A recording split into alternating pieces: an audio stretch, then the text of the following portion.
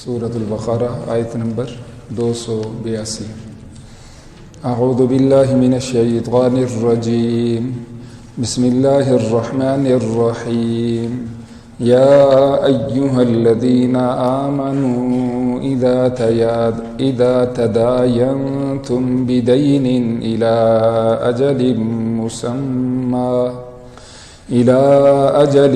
مسمى فاكتبوه وليكتب بينكم كاتب بالعدل ولا يأب كاتب أن يكتب كما علمه الله فليكتب وليملل الذي عليه الحق وليتق الله ربه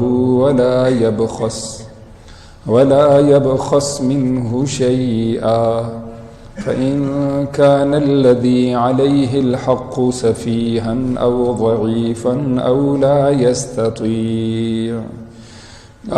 يستطيع أن يمل هو فليملل وليه بالعدل صدق الله العظيم۔ یا ایہا الذین آمنوا، اے ایمان والو، اذا تداینتم، جب آپس میں تم قرضے کا معاملہ کرو، اذا تداینتم بدین، جب تم آپس میں قرضے کا معاملہ کرو، الی اجل مسمى، ایک وقت مقرر تک، فاکتبوہ، پس تم اس کو لکھ لو، ولیکتب، اور چاہیے کہ لکھے، بینکم، تمہارے درمیان، کاتب، لکھنے والا، بالعدل، انصاف کے ساتھ، ولا یأب کاتب، اور انکار نہ کرے لکھنے والا، ان یکتب، کہ وہ لکھے، کما علمہ اللہ، جیسا کہ اللہ نے اس کو سکھایا ہے، فلیکتب، پس چاہیے کہ وہ لکھے، ولیملل، اور چاہیے کہ لکھوائے، الذی، وہ شخص، علیہ الحق، جس پر حق ہے، ولیتق اللہ، اور چاہیے کہ وہ اللہ سے ڈرتا رہے، ربہ، جو اس کا پروردگار ہے، ولا یبخس، اور وہ کم نہ کرے، منہ، اس سے، شیئا، کچھ بھی، فإن کان، پس اگر ہے، الذی، وہ شخص، علیہ الحق، جس پر حق ہے، سفیہا، بے وقوف، او ضعیفا، یا کمزور، او لا یستطیع، یا وہ طاقت نہیں رکھتا، ان یمل، کہ وہ لکھوائے، ہوا، خود، فلیملل، بس چاہیے کہ لکھوائے، ولیہ، اس کا سرپرست، اس کا وکیل، بالعدل، انصاف کے ساتھ، عدل کے ساتھ۔ یہ سورۃ البقرہ کی آیت نمبر 282 ہے۔ اس سے پہلے 3 رکوعوں میں اللہ تعالیٰ جل شانہ نے صدقہ کی فضیلت اور اس سلسلہ کی بہت ساری شرطیں اور سود کی انتہائی مذمت کو بیان فرمایا۔ اس سلسلہ میں اگر پچھلی ساری گفتگو کو جمع کریں تو مختصر الفاظ سے یوں بیان کیا جا سکتا ہے زکوٰۃ کے معاملے میں خصوصاً کہ ہمارا ذاتی سامان، خواہ وہ ہمارے پہننے کا ہے، خواہ وہ ہمارے گھر کا فرنیچر ہے، خواہ وہ ہمارے بستر ہیں، خواہ وہ گھر کا دیگر سامان ہے، اس پر کوئی زکوٰۃ نہیں۔ گھر قیمتی ہے یا غیر قیمتی ہے، چھوٹا ہے یا بڑا ہے، اس پر کوئی زکوٰۃ نہیں۔ گاڑی چھوٹی ہے بڑی ہے، کم قیمت کی ہے زیادہ قیمت کی ہے، اس پر کوئی زکوٰۃ نہیں۔ زکوٰۃ بچت پر ہے جو بیلنس ہے، اس شرط کے ساتھ کہ اس پہ سال گزر جائے، سال کے گزر جانے کے بعد 40واں حصہ یعنی 2.5%، 100 روپے میں سے 2.5 روپے اللہ کے ہیں، 1,00,000 روپے میں سے 2,500 روپیہ وہ اللہ کا ہے۔ شاہ صاحب نے ایک مسئلہ پوچھا اور چند باتوں کی طرف انہوں نے فرمایا کہ عوام کی ضرورت ہے بتا دیا جائے۔ ان میں سے ایک بات کہ اس وقت عام طور پر ہماری تنخواہیں وہ اکاؤنٹ میں آتی ہیں اور کچھ نہ کچھ اس میں بچ جاتا ہے، کبھی کم بچتا ہے کبھی زیادہ بچتا ہے، تو اسٹیٹمنٹ نکلوا کے دیکھ لیا جائے کہ میری سالانہ بچت عام طور پر اکثر مہینوں میں کتنی تھی؟ مثلا 60,000 سے نیچے کبھی بھی رقم کم نہیں ہوئی، کبھی لاکھ بھی بچ گیا، کبھی 2 لاکھ تک بھی پہنچ گیا، 10 لاکھ تک بھی پہنچ گیا، لیکن 60,000 روپے سے کبھی بھی نیچے نہیں آئی. تو اب 60,000 روپے کی زکوٰۃ اس کے ذمہ فرض ہے، لازم ہے، ضروری ہے کہ یہ 60,000 روپے کی زکوٰۃ نکالے گا. اور زکوٰۃ اس وقت فرض ہو جائے گی کہ جب کم سے کم اس کی رقم جو ہے 52.5 تولے چاندی کی مالیت، اتنی رقم اس کے پاس اس کی ملکیت میں سال بھر پڑی رہے. اور تقریباً وہ اس زمانے میں 34-35 ہزار روپے ہے. اگر اس سے کم ہے، بچت 2,000 تھی، 10,000 تھی، 25,000 تھی، 26-30 ہزار، اس میں زکوٰۃ نہیں، کیونکہ یہ چاندی کے نصاب تک نہیں پہنچ رہا. زکوٰۃ کے عنوان سے یہ بات تو یاد رکھیں. دوسری بات سود کے عنوان سے. پہلی بات کہ جو سرکاری ملازمین ہیں ان کا GP فنڈ، اس میں ان کی کچھ کٹوتی ہوتی رہتی ہے اور اس پہ کچھ نہ کچھ مزید رقم بھی سود کی شکل میں ان پہ لگتی رہتی اور جمع ہوتی رہتی. جب یہ لوگ ریٹائر ہو جاتے ہیں تو اس وقت وہ جو ان کی کٹوتی ہوئی تنخواہ سے وہ بھی مل جاتی ہے اور اوپر کی رقم بھی مل جاتی ہے. اور دوسری صورت کے ملازمین خود اپنی تنخواہ میں سے کچھ کٹواتے ہیں. مثلا 5,000 روپے ہماری تنخواہ میں سے کاٹ لیں آپ. اور ہوتا یوں ہے جب وہ کام سے فارغ ہوتا ہے، ریٹائر ہوتا ہے، تو اس وقت اس کی جتنی رقم جمع ہوئی ہے اتنی ہی رقم حکومت اپنی طرف سے مزید دے دیتی ہے. مثلا 5 لاکھ روپے جمع ہوئے تو 5 لاکھ روپے حکومت اپنی طرف سے اور دے دیتی ہے، 10 لاکھ روپے اس کو دے دیتی ہے. ان دونوں شکلوں میں اگر جو ملازم ہے اس کے پاس اختیار ہے کہ میں یہ نہ لوں، شک موجود ہے کہ جی یہ میری کٹوتی، میرے اس ملازمت کا ایک اصول تھا، ضابطہ تھا حکومت کا، چلو کٹوتی تو ٹھیک، لیکن جو اس کے اوپر سود آ رہا ہے، اس کے اوپر اضافہ جو آ رہا ہے میں نہیں لینا چاہتا، تو اس کو چاہیے کہ شروع سے ایگریمنٹ معاہدے میں یہ طے کرے مجھے اس کی ضرورت نہیں، کیونکہ یہ سود ہے. اور دوسری شکل تو پکی ٹھکی سود کی ہے کہ 5,000 روپیہ کاٹیں اور جس وقت جمع ہوں گے سارے کے سارے جتنے جمع ہوئے اتنے اور مل جائیں گے. یہ سیدھی سیدھی بات ہے، یہ 100% حرام ہے اور 100% ناجائز ہے. تو بہرحال اس سلسلے میں یہ 3 اہم باتیں آپ کے گوش گزار کر دی. سورۃ البقرہ کی یہ آیت نمبر ہمارے سامنے 282، یہ قرآن پاک کی حروف اور الفاظ کے لحاظ سے سب سے بڑی سورہ مبارک ہے، بڑی آیت کریمہ ہے، حروف کے اور الفاظ کے اعتبار سے سب سے لمبی آیت کریمہ ہے. فضیلت کے اعتبار سے نہیں، فضیلت کے اعتبار سے ہم نے پڑھ لیا وہ آیت الکرسی ہے سب سے زیادہ فضیلت والی. ہاں حروف کے اعتبار سے، الفاظ کے لحاظ سے یہ آیت کریمہ سب سے بڑی آیت کریمہ. اس میں موٹے موٹے 3 مسائل کا بیان ہے. پہلا مسئلہ جب تمہارا ادھار کا لین دین ہو اس کو لکھو. دوسرا مسئلہ اس سلسلے میں گواہ بناؤ. اور تیسرا مسئلہ رہن کا ہے کہ رہن کے کیا اصول ہیں اور اس میں کیا ضوابط ہیں، اصول و ضوابط ہیں. اس سلسلے میں یہ 3 اہم باتیں اس میں بیان ہوں گی. ادھار کی 3 شکلیں ہیں. پہلی شکل یہ جو چیز خریدار خرید رہا ہے وہ موجود ہے لیکن خریدار کے پاس پیسے موجود نہیں، رقم موجود نہیں، اور وہ ایگریمنٹ معاہدہ کر دیتے جی کہ چلے یہ میں چیز اٹھا لیتا ہوں، اتنے دن کے بعد آپ کی رقم میں آپ کے حوالے کر دوں گا. یہ پہلی شکل ہے، یہ جائز ہے.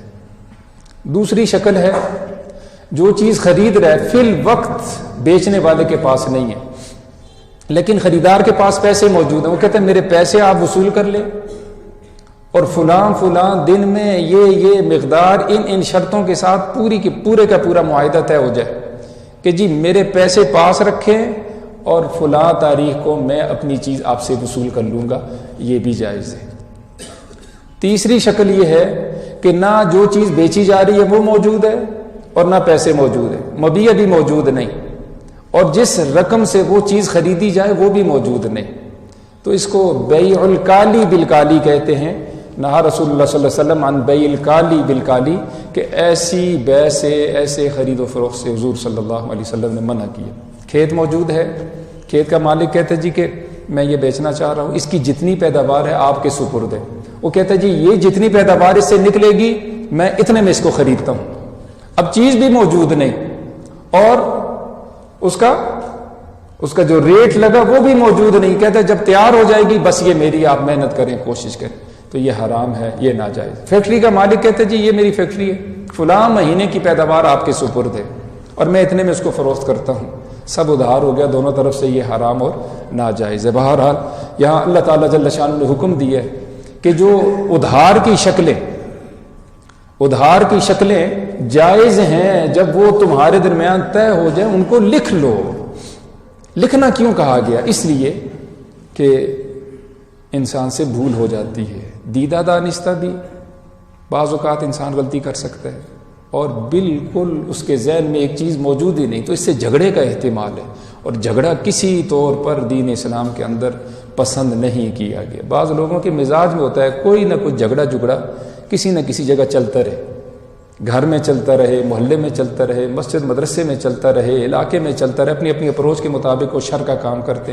للہ فی اللہ میں ہاتھ جوڑ کے عرض کروں گا، اللہ کی رضا کی خاطر ان سلسلوں سے اپنے آپ کو بچائیے۔ حضور صلی اللہ علیہ وسلم نے فرمایا دب الیکم داء الامم السابقۃ قبلکم الحسد والبغضاء هي الحالقۃ لا اقول تحلق الشعر ولكن تحلق الدین او کما قال علیہ الصلوۃ والسلام۔ فرمایا لوگوں میں دیکھ رہا ہوں تمہارے اندر حسد، بغض، آپس میں لڑائی جھگڑے، فتنے فساد، یہ سلسلے بہت سرایت کرتے جا رہے ہیں، اور انہی کی وجہ سے دیگر قومیں ہلاک ہو گئیں، تباہ ہو گئیں، برباد ہو گئیں۔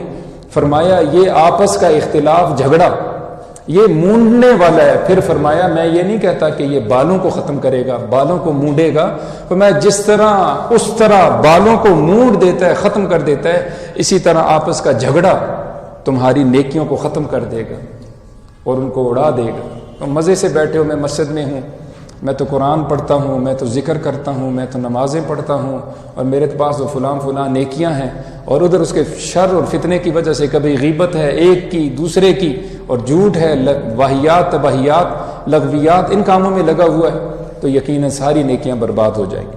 تو جھگڑے کا سبب معاملات کے اندر نہ لکھنا ہے۔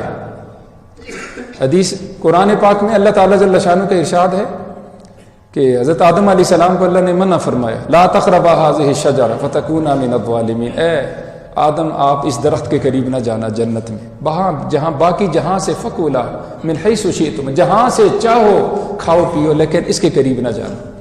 پھر قرآن ہی کہتا ہے فنسیا ولم نجد له عزما، آدم علیہ السلام سے بھول ہو گئی، اور ہم نے ان میں گناہ کا ارادہ نہیں دیکھا کہ انہوں نے ارادتاً عزم مصمم کیا ہو کہ میں ضرور یہ اللہ کی نافرمانی کروں گا، نہیں، فرمایا فنسیا، ان سے بھول ہو گئی اور انہوں نے وہ درخت کا پھل کھا لیا۔ حضور صلی اللہ علیہ وسلم نے فرمایا فنسی آدم فنسیت ذریتہ، آدم علیہ السلام بھول گئے تو ان کی اولاد بھی بھولے گی، لہٰذا حکم ہے جب ادھار کا معاملہ اس کو لکھ لو۔ اور دوسری جگہ اللہ تعالیٰ جل شانہ کا ارشاد ہے یا ایھا الذین آمنوا اذا تداینتم بدین، جب تم آپس میں کوئی معاملہ کرو اور وہ ہاتھوں ہاتھ الا ان تکون تجارتا عن تراض منکم، جی ہاتھوں ہاتھ نقد سودا ہو رہا ہے، لکھنے کی ضرورت نہیں، لیکن اگر ادھار کا سودا ہے تو اس کو لکھا جائے۔ یہاں اللہ تعالیٰ جل شانہ اس کو یوں بیان فرمایا ہے یا ایھا الذین آمنوا، اے ایمان والو، اذا تداینتم، جب تم آپس میں معاملہ کرو، بدین، قرضے کا۔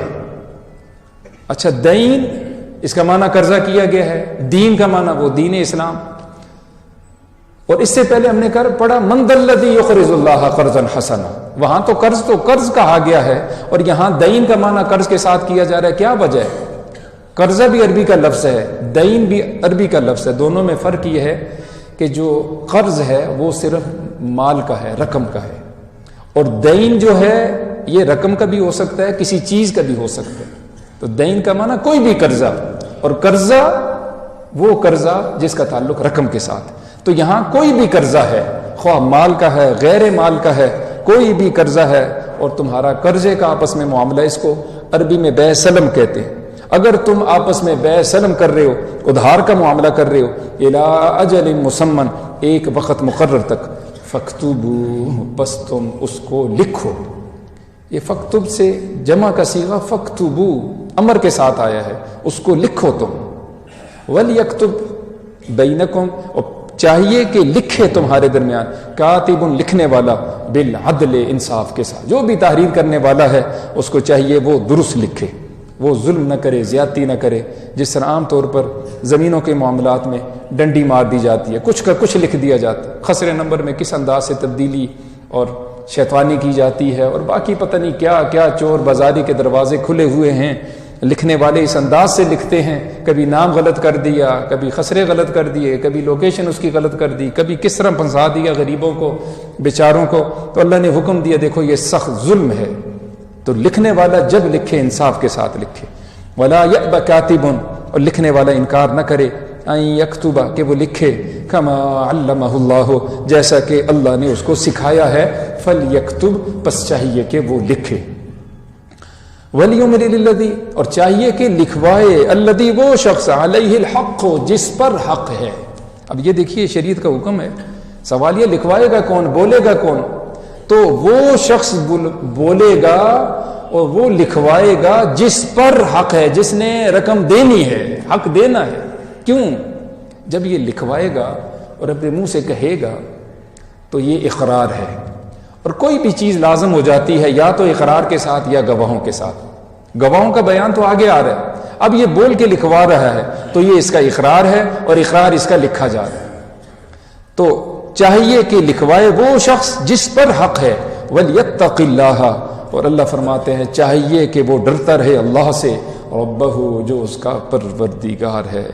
یہ نہ تھا، اللہ نے اس کو وجود دیا، پھر یہ بالکل چھوٹا تھا، کمزور تھا، اللہ نے اس کو طاقتور بنایا، آج یہ عقل والا، صحت والا ہو چکا ہے، اور جیتا جاگتا انسان ہے، بھاگتا دوڑتا انسان ہے۔ اللہ کی اس پروردگار کی مہربانی ہو گئی، تو اس کو چاہیے اس پروردگار کا ڈر اپنے دل میں رکھے، اور اس سلسلہ میں کوئی گناہ نہ کرے، اللہ کو ناراض نہ کرے۔ ولا یبخس، اور وہ کم نہ کرے، منہ، اس سے، شیئا، کچھ بھی۔ سب سے برا آدمی وہ ہے جو کسی کی دنیا کے لیے اپنی آخرت برباد کر لے۔ یہ جملہ یاد رکھے میرے سمیت سارے۔ اولاد کی پتہ نہیں دنیا بنے گی نہیں بنے گی، بیوی کی پتہ نہیں دنیا بنے گی نہیں بنے گی، یہ تو مال ہمارا تھوڑا ہی ہے، ہم تو چوکیدار ہیں۔ جو ہی ہمارے ہاتھوں سے دے جائے گا، پھر تماشا دیکھیں کوٹھی بکتی کیسے ہے، دکان کا حشر نشر کیا ہوتا ہے، پھر گھر کا سامان دیکھیں جن کے سامنے تقسیم ہوئی۔ میں نے ایک موقع پہ موجود تھا، یقین جانیے کہ آنسوؤں کے سوا کچھ نہیں تھا۔ اگر ایک بستر ہے اس طرف آیا، دوسرا بستر اس طرف گیا، دوسری طرف دو بہنیں، ایک بستر اس طرف رکھا، برتن ایسی انداز سے تقسیم ہوئے، فرنیچر ایسی انداز سے تقسیم، اور زمین کا ریٹ لگا۔ تو ہمیں کیا ضرورت ہے کسی کی دنیا کی خاطر اپنی آخرت کو برباد کریں؟ اللہ نے یہاں یہی فرمایا، وَلَا يَبْخَسْ مِنْهُ شَيْئًا فَإِنْ كَانَ الَّذِي، پس اگر ہے وہ شخص، علیہ الحق، جس پر حق ہے، سفیہا نادان، بے وقوف، سمجھی اس کو نہیں، یا وہ زبان نہیں سمجھتا، او ضعیفاً، یا کمزور ہے، بچہ ہے، یا بہت بوڑھا ہے، یا بیمار ہے، ان سلسلوں کو سمجھتا ہی کوئی نہیں، او لا یستطیع، یا وہ طاقت ہی نہیں رکھتا، اس کے پاس الفاظ ہی نہیں ہے، ان یمل، کہ وہ لکھوائے، ہوا خود، فلیملل، پس چاہیے کہ لکھوائے، ولیہ، اس کا سرپرست، اس کا ولی، بالعدل، انصاف کے ساتھ، عدل کے ساتھ۔ اب دیکھیے بار بار عدل کے ساتھ، انصاف کے ساتھ سب کو کہا جا رہا ہے، ولی بھی انصاف کرے، وکیل بھی انصاف کرے، جج بھی انصاف کرے، مدعی بھی انصاف کرے، مدعا علیہ بھی انصاف کرے، اور اسی میں خیر ہے اور اسی میں خوبی ہے۔ اور پھر یہ بھی ہمارے قانون میں ایک غلطی ہے کہ جج بات کرتا ہے تو انگلش میں بات کرتا ہے، وکیل ادھر سے بول رہا ہے انگلش کے الفاظ، اکثر ادھر سے دوسری طرف سے بول رہا ہے انگلش سے۔ اب نہ مدعی بیچارے کو پتہ ہے کیا بات ہو رہی ہے، نہ اس کو پتہ ہے مدعا علیہ کو بات کیا ہو رہی ہے۔ وہ بھائی سب سے پہلی اپنی زبان ہے، اردو ہم سیکھیں سب سے پہلے تو علی بات آسا ہے کہ اذا افصح اولادکم فعلموا لا الہ الا اللہ محمد الرسول اللہ، فرمایا جب تمہارے بچے بولنا شروع کریں ان کو سکھاؤ لا الہ الا اللہ محمد الرسول اللہ، پہلا سبق۔ تو علی بات آسا، کیونکہ اس سے ہمارا ایمان ہے اور اس سے ہماری دنیا آخرت کی بہاریں، عربی، یہ سب سے پہلے۔ دوسرا، بچہ جب بولتا ہے اس کو اپنی زبان سکھاؤ کہ وہ اپنی ماں باپ سے تو بات کر سکے، اور ماں باپ کے ساتھ عقیدت محبت کا کوئی معاملہ کر سکے۔ دوسرا نمبر اپنی لوکل زبان کا ہے، اس میں بات چیت کرے، باپ سے بیٹھے، ماں کے پاس بیٹھے، عزیز و اقارب کے ساتھ۔ پھر عالمی سطح پہ انگلش بھی سیکھے، کوئی زبان بری نہیں ہے زبان کے اعتبار سے، کوئی منع بھی نہیں، کوئی مولوی منع نہیں کرتا، کوئی عالم منع، نہ کوئی فتویٰ موجود ہے، نہ اس کے خلاف کوئی پروپیگنڈا ہے۔ انگلش کا تیسرا نمبر آئے گا، یا عالمی جتنی بھی زبانیں ان کا تیسرا نمبر ہے، پہلا عربی کا، دوسرا لوکل زبان، اور تیسرا جو بھی عالمی زبان ہے استعمال ہو رہی۔ بچہ پیدا ہوتا ہے اسے برتھ سرٹیفکیٹ بناتے ہیں، تھوڑا اور بڑا ہو جاتا ہے اس کے لیے پھر شناختی کارڈ بناتے ہیں، پھر مزید اس کو اگر باہر جانے کی ضرورت ہے، سمجھدار ہو چکا ہے، اس کا پاسپورٹ بناتے ہیں۔ برتھ سرٹیفکیٹ اس لیے بناتے ہیں ضلع کا پتہ چل جائے فلاں ضلع میں رہتے ہیں، اور قومی شناختی کارڈ بناتے ہیں پتہ چل جائے پاکستان کا رہنے والے، اور پھر اس کا پاسپورٹ بناتے ہیں پتہ چل جائے دنیا بھر میں گھوم آ سکتا ہے پاکستانی ہے لیکن دنیا میں آ جا سکتا ہے، اس دنیا میں رہتا ہے۔ لیکن یہاں ہماری صورت حال یہ مدعی کو بالکل کچھ خبر نہیں، وہ بیچارہ وکیل کے پیچھے بھاگتا ہے، کیا ہوا جی، کیا ہوا جی، کیا افسوس، صد افسوس، اور اس کو ہم فیشن سمجھتے ہیں اور عزت سمجھتے ہیں، اور خود جو سیکھنے کے کام ہے وہ سیکھتے نہیں اور بیٹھ جاتے ہیں جی علماء کو انگلش سیکھنی چاہیے۔ اللہ کے بندو، اگر 15 پارے ہوتے عربی میں، 15 پارے ہوتے انگریزی میں، تو پھر کہتے جی مولویوں کو انگریزی نہیں آتی تو پھر قرآن کیسے سمجھائیں گے، دین کے، پھر تو ہمیں سمجھ آتا ہے۔ اپنا کہتے جی پڑھو جی درود شریف، قل هو اللہ احد اللہ الصمد، ہاں جی اللہ کے، اپنا تو یہ حال ہے، اور پھر باقی میں مثالیں نہیں دینا چاہتا، آپ خود ویڈیو موجود ہے، آڈیو موجود ہے، اور جو کام تمہارے کرنے کے ہیں جس کی وجہ سے تمہیں جنت ملے، جس کی وجہ سے اللہ کی رضا ملے، حضور صلی اللہ علیہ وسلم کی رضا ملے، اس طرح تو جانے کے لیے تم ایک سیکنڈ کے لیے بھی تیار نہیں، فرائض واجبات کا تمہیں پتہ ہی کچھ نہیں، اور یہاں بیٹھ کے صرف اور صرف جو مخالفت ہو رہی ہے جی مدارس کی، علماء کی، صلحاء کی، کہ ان کو انگلش نہیں آتی۔ اللہ کے بندو، پہلا درجہ عربی کا، پھر لوکل زبان کا، اور تیسرا درجہ جو عالمی کوئی بھی زبان ہوتی ہے اس کا درجہ یہ سمجھنا لازم اور ضروری۔ چنانچہ وہ آج کل وہ کارڈ ہیں، دولہا دلہن کی شادی ہے جی، وہ دولہے بیچارے کو بھی نہیں پڑھنا آتا کیا کیا لکھا ہو، دلہن کا بھی پتہ نہیں، جن کی طرف آگے